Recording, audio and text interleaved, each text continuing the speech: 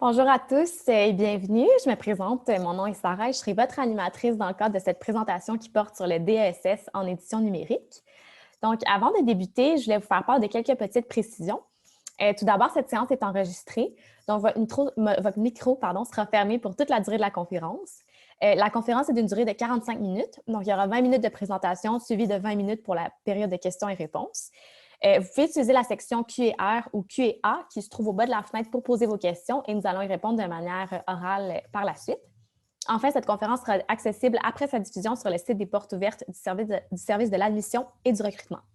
Donc, sans plus attendre, je vais maintenant céder la parole à notre conférencier Michael Sinatra qui va vous partager tout ce qu'il y a à savoir quant au DSS en édition numérique. Merci et bonne présentation. Eh bien, bonjour à tous. Donc, Michael Sinatra. Je vais avoir le plaisir de vous parler de notre programme de DESS en édition numérique, en commençant par partager mon écran pour les diapos. Donc, le programme de DESS en édition numérique de l'Université de Montréal a été lancé en l'automne 2017. On vient donc de compléter dans la 4e année. Un programme facultaire qui implique plusieurs départements, l'école de bibliothéconomie, le département de littérature de langue française, le département de littérature et langue du monde, ainsi que le département de communication.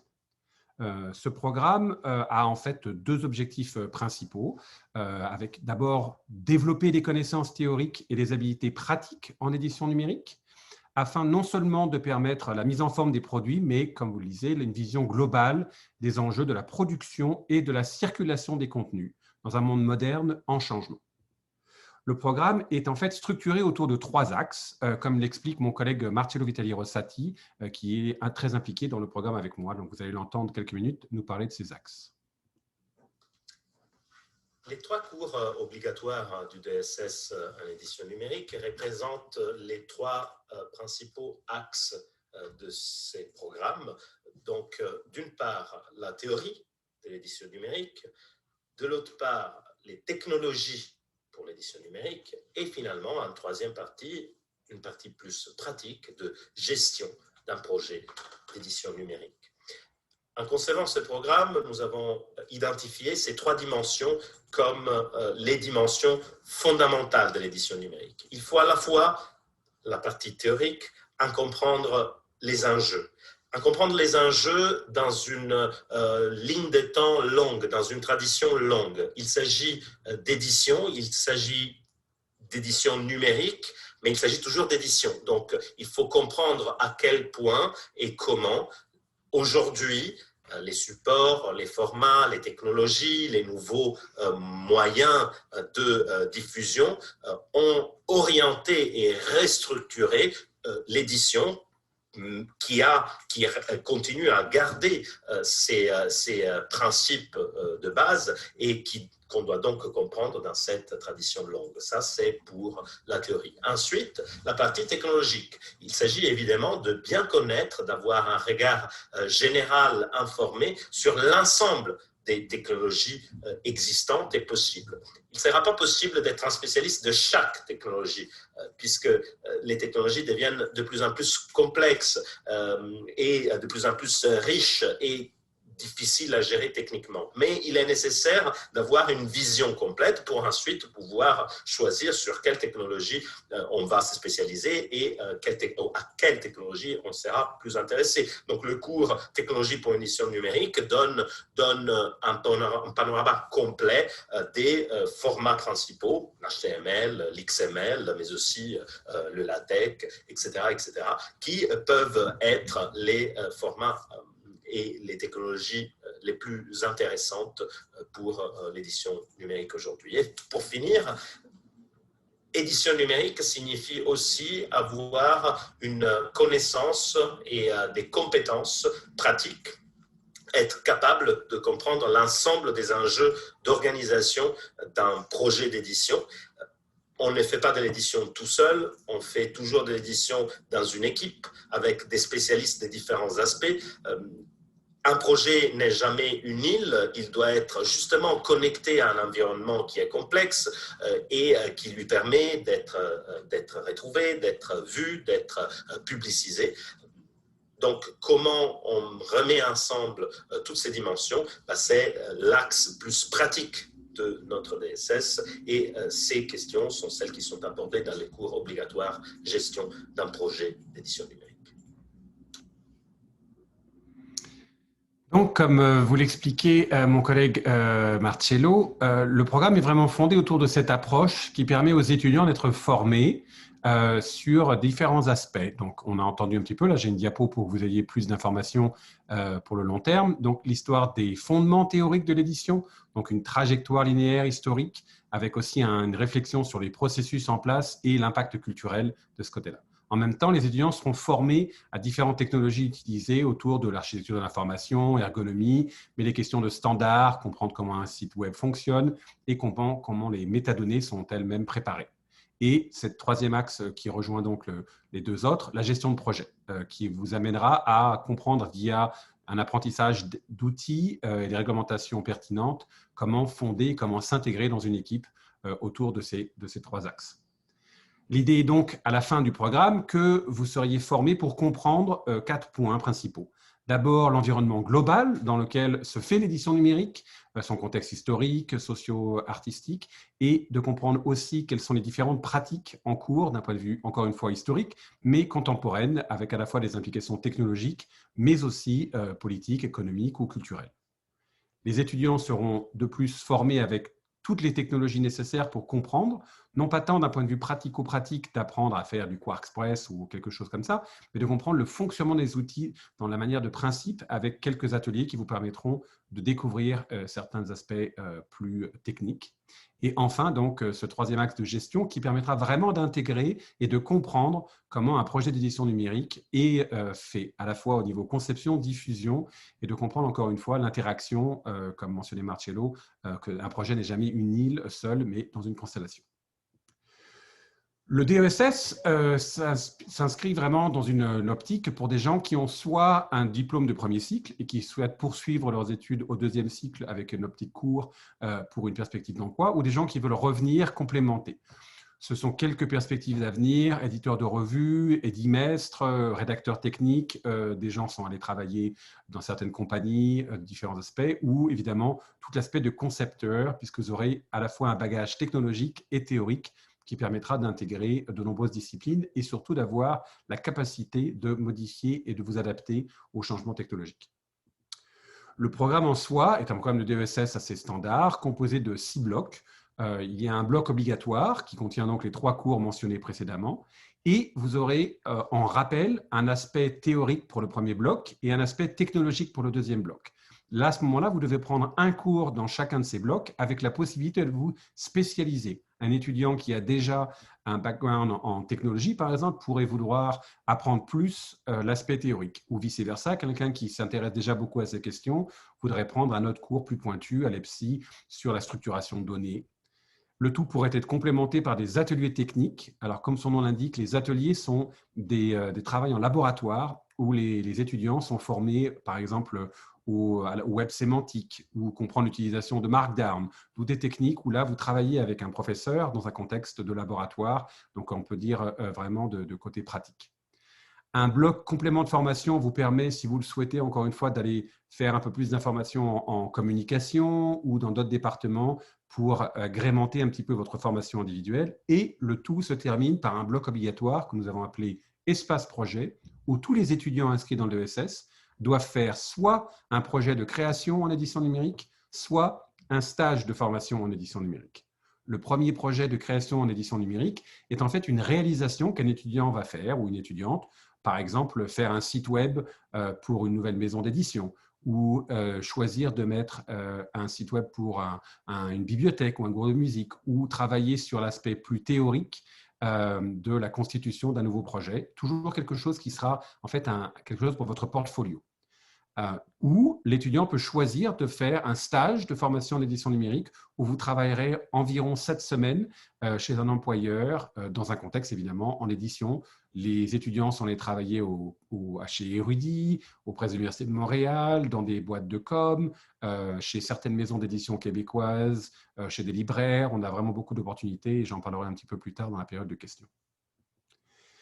La règlement de l'Université de Montréal pour ces DESS est une scolarité d'un minimum en un an. Vous avez 30 crédits à faire que vous pouvez répartir donc sur 3 sessions, automne, hiver et session d'été, ou si vous le prenez à demi-temps, jusqu'à 4 ans. Et vous avez en dessous les modalités, le temps plein ou le temps partiel qui définit un petit peu si vous prenez 3 cours par session ou moins de 3 cours suivant ça. À l'heure actuelle, le programme est essentiellement de jour. Nous avons des cours qui sont offerts de 4 à 7 heures, mais pas de cours en soirée. La majorité des cours sont sinon autrement donnés entre 8h30 et 13h. Et j'en arrive à la fin de ma présentation. Je vais revenir en format principal et vous remercier pour votre attention pour la partie diapo et je vais répondre avec vos questions avec beaucoup de plaisir. Donc, Monsieur Sinatra, merci beaucoup. On va prendre le temps qui nous reste pour répondre aux questions qui nous ont été posées. Donc, une première question pour vous concernant les stages. Est-ce que l'université aide les étudiants à se trouver des stages? Tout à fait. Nous avons une collègue qui travaille à la Faculté des Arts et des Sciences avec les étudiants pour trouver ces stages. La plupart du temps, je dois dire que peu d'entreprises vont elles-mêmes mettre une liste de stages en format petite annonce. Donc, en fait, il y a une partie de recrutement qui est faite avec les étudiants. J'ai fait une séance d'information la semaine dernière avec les étudiants de la promotion en cours pour justement parler un petit peu des options passées et des options futures. Donc, il y a tout un travail d'assistement pour vraiment accompagner les étudiants sur cette catégorie-là. Merci beaucoup. On a une autre question relative aux stages. Est-ce que les stages sont rémunérés? Alors, comme ce sont des stages à temps court, comme je l'ai évoqué, c'est environ 7 semaines que vous allez travailler chez un professionnel à une trentaine d'heures par semaine. Généralement, ils ne sont pas rémunérés puisque, en fait, votre rémunération, si on veut y penser comme ça, c'est votre travail académique. Donc, vous êtes en train de réaliser un cours de 6 crédits, qui est donc quand même 20% de votre programme dans l'ensemble. Et donc, en fait, c'est comme une forme de travail académique que vous faites dans un contexte professionnel où la personne qui va faire à la fin un rapport de stage avec vous, il y aura une partie du rapport de stage écrit par la personne qui vous a donc embauché pour le stage et vous-même qui allez en parler de l'autre côté. Excellent, merci. Et on a une prochaine question. Bonsoir, est-il indispensable d'avoir des connaissances techniques pour intégrer le DSS?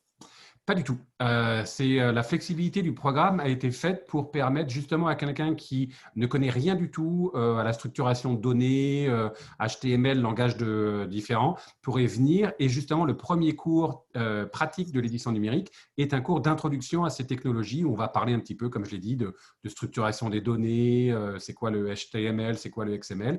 Et vous avez après la possibilité de prendre des ateliers techniques qui vous permettraient de vous développer ou vous pouvez tout à fait très bien avoir le minimum, parce qu'il faut quand même comprendre de quoi on parle quand on parle de données, quand on parle de structuration de l'information, mais aussi de rester dans un aspect plus théorique, suivant les débouchés que vous voulez faire après. C'est pour ça qu'on a en fait des étudiants qui vont venir de beaucoup de backgrounds différents, des étudiants en littérature, en musique, en biblioéconomie, des étudiants qui ont été sur le marché pendant quelques années, qui ont travaillé comme bibliothécaires et qui veulent une formation plus pointue. On a vraiment un petit peu un grand mélange. Super, merci beaucoup. On a une autre question pour vous. Est-ce qu'il s'agit d'un programme contingenté? Non, le programme à l'heure actuelle prend tous les étudiants qu'on a. On a des limites, on verra à quel moment on remplit le laboratoire. C'est des questions d'espace, mais on a des grands laboratoires à l'Université de Montréal, donc on prend les étudiants pour l'instant sans restriction. D'ailleurs, les admissions sont ouvertes dès maintenant pour la saison 2021. Les étudiants peuvent trouver plus d'informations sur le site web pour le formulaire à remplir, ainsi que les modalités d'inscription. Parfait, merci. On va passer à la prochaine question. À quoi peut ressembler l'horaire? Alors, ça dépend évidemment si vous êtes à temps partiel ou à temps plein. Un étudiant à temps plein qui va donc prendre un minimum de 3 cours, normalement, nous les encourageons à prendre les 2 cours obligatoires, théorie et pratique de l'édition numérique à l'automne, et de complémenter par 1, 2, jusqu'à 3 cours supplémentaires. Donc, les étudiants pourraient choisir de faire 5 cours dans les… 4 cours, pardon, c'est 4 cours dans les 2 sessions et la partie stage ou projet de création. Donc, un étudiant à temps plein pourrait vraiment faire 4 cours par session. Et on dit de commencer par les 2 cours théorie et pratique et le cours de gestion est lui offert à l'hiver. Donc, un cheminement un petit peu standard pour quelqu'un qui veut faire le diplôme en un an serait de prendre 2 cours obligatoires plus des complémentarités, le 3e cours obligatoire à l'hiver et dans la session d'été qui commence donc début mai, de faire soit le projet de création en édition numérique ou le projet de stage. Excellent, merci beaucoup. On a une autre question. À quoi ressemble la charge de travail? Alors ça, ce sont des cours évidemment de deuxième cycle, suivant si c'est un cours plus technique ou plus théorique. Ça va varier de travail en classe. Donc par exemple, on peut penser que les étudiants vont collaborer pour faire une mise à jour de page wiki, pour comprendre comment Wikimedia est constitué, comment est-ce qu'on rajoute des pages. Certains cours, suivant votre choix, il y a une grande flexibilité au-dehors des 3 cours obligatoires, où les étudiants peuvent prendre un cours en communication, où là, on va peut-être vous demander de faire un essai traditionnel de 12 à 15 pages avec une présentation en classe. Certains ateliers techniques, eux, comme je l'ai indiqué, vont être dans un contexte de laboratoire. Donc, on va vous donner des exercices à faire sur place pour pouvoir travailler avec vous. Donc, en fait, là, la charge de cours modifie du entre les séances à pendant la séance. L'atelier aussi et le cours de pratique de l'édition numérique a lui aussi une partie atelier. Donc, ça dépend un petit peu du cours, mais ce sont des cours universitaires de deuxième cycle dans ce sens-là assez standard. Merci. On va passer à la prochaine question. Dû aux restrictions sanitaires liées à la COVID, quels sont les aménagements faits pour la prochaine rentrée universitaire? Alors, à ce stade, nous sommes tous optimistes que nous allons pouvoir nous revoir en personne pour les portes ouvertes de l'Université de Montréal, mais aussi surtout pour les cours. Donc, à l'heure actuelle, l'université, comme le reste de la province, évidemment, n'a pas émis d'avis pour la rentrée 2021, autre que nous espérons tous un retour à la normale. Évidemment, nous ajusterons suivant les conditions sanitaires, donc je ne peux pas promettre que nous allons nous retrouver en personne. Cette année, évidemment, tout le monde a basculé, comme vous le savez, dans un environnement en ligne. Les collègues ont travaillé très fort pour adapter leurs cours, en particulier pour les parties ateliers qui demandent évidemment des ajustements encore plus pointus, puisque vous ne pouvez pas passer derrière l'épaule de l'étudiant pour vérifier ce qu'il ou elle est en train de taper pour voir s'il faut débugger ou quelque chose comme ça. Mais même là, les collègues ont fait vraiment preuve de beaucoup d'innovation et les étudiants sont très contents du déroulement du programme. Donc, on n'a pas un manque de ce côté-là, en partie puisque nous avons quelques ateliers, mais la majorité du programme est constituée de cours magistraux et donc on a pu s'adapter. On espère évidemment que nous reviendrons à une étape normale sur le campus dès septembre. Super, merci beaucoup. On a une autre question. Quel diplôme reçoit-on à la fin du programme? Donc, c'est un DESS, un diplôme d'études approfondies, qui permet de deuxième cycle, qui vous donne ça. Donc, c'est vraiment un petit peu, si vous pensez à un cheminement universitaire québécois traditionnel, vous avez un bac en 3 ans pour 90 crédits, vous avez un DESS, qui est un diplôme de deuxième cycle de 30 crédits, après, vous avez une maîtrise pour 45 crédits et après un doctorat. Donc, le DESS se situe au début de la période de deuxième cycle pour ça. Et je mentionnerai au passage qu'il y a des débouchés évidemment pragmatiques et professionnels pour le DESS, mais nous avons chaque année des étudiants qui choisissent de basculer dans un programme de maîtrise individualisée en édition numérique et qui évidemment gardent les crédits qu'ils ont fait pour tous leurs cours. Donc parfois, certains étudiants, au cours de l'année, choisissent de poursuivre et d'aller après rédiger un travail dirigé qui demande un peu plus de temps pour ça. Donc c'est aussi un peu une flexibilité qu'on a avec les DESS où on peut accumuler les crédits pour aller de l'avant. Mais sinon, c'est donc le diplôme que vous recevrez de l'Université de Montréal. Parfait, merci beaucoup. On a une autre question pour vous. Y a-t-il un bon taux de placement des diplômés? Le programme est-il bien reconnu chez les employeurs? Alors, c'est un programme encore jeune, comme je l'ai indiqué. C'est la 4e année est en cours. Donc, en fait, nous avons eu et à peu près la moitié de nos étudiants jusqu'ici le font à temps partiel. Donc, en fait, on a encore des étudiants qui vont diplômer cette année et certains. Les autres, dans l'ensemble, on a des étudiants très contents. C'est toujours un petit peu la question du stage que vous allez faire et des opportunités. Et évidemment, le fait que vous n'êtes pas entraîné à un outil spécifique vous donne beaucoup plus de flexibilité. C'est ce qu'on a évoqué tout à l'heure avec mon collègue Marcio Vitelli-Rossati, c'est que vous n'apprenez pas une technologie simple qui peut changer très vite et donc tout l'enseignement que vous avez eu va devenir démodé, mais au contraire, vous avez un esprit critique beaucoup plus ouvert avec une connaissance structurelle. Donc, on a vu des gens pouvoir se réajuster et trouver du travail. La plupart, ça a été dans des maisons d'édition qui voient elles-mêmes un changement au Québec où on a un passage très fort au numérique. Évidemment, les 6 derniers mois de la condition sanitaire nous a amené à repenser encore une fois qu'est-ce qu'on peut accéder, qu'est-ce qui est en ligne, qu'est-ce qui n'est pas en ligne. Donc, il y a eu beaucoup d'intérêt pour nos stagiaires de regarder un petit peu ce type de travail. Excellent, merci beaucoup. On a une autre question.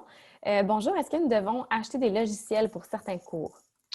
Alors non, parce que l'Université de Montréal, quand vous êtes étudiant, vous avez accès à une Logitech et donc parmi les frais d'inscription que vous paierez, il y aura les programmes seront donc disponibles pour ces ateliers-là. On vous demandera de votre côté de rédiger, évidemment, si vous avez des essais ou des comptes rendus à rédiger, sur ça peut être n'importe quel traitement de texte que vous aurez. Nous sommes aussi très en faveur des outils libres. Donc, si vous travaillez sur LibreOffice ou tout ça, on n'a pas vraiment d'aspect. Donc, c'est plus uniquement si vous étiez amené dans un atelier à travailler, mettons, sur Oxygène, qui est un programme pour du XML. Nous avons une licence à l'université qui sont sur les machines de l'université. Donc, encore une fois, dans ces cas-là, les étudiants n'ont pas à acheter les logiciels en plus. Super, merci beaucoup. On a une dernière petite question. Est-ce que ce programme pourrait aider, puis laissez-moi savoir si vous êtes capable de répondre. Est-ce que ce programme pourrait aider un étudiant qui a un bac de sciences en pharmacologie? Alors, la question, évidemment, aider pour trouver un travail, aider pour concevoir le monde dans lequel nous vivons et comprendre mieux comment les réseaux sociaux nous impliquent. Je dirais que ce programme peut aider beaucoup de monde, ne serait-ce que par, évidemment, c'était un peu à la fois un peu une pointe d'humour, mais c'est vraiment de comprendre mieux comment l'environnement numérique dans lequel nous vivons décide un petit peu tout ce que nous voyons. En fait, tout est numérique, donc la manière dont l'éditorialisation des contenus est mise en avant permettrait vers ça. La spécialisation pour poursuivre en pharmacologie, évidemment, là, ça devient un peu plus éloigné de la thématique d'édition. Ce serait dans quel contexte cet étudiant ou étudiante souhaiterait poursuivre un médecin.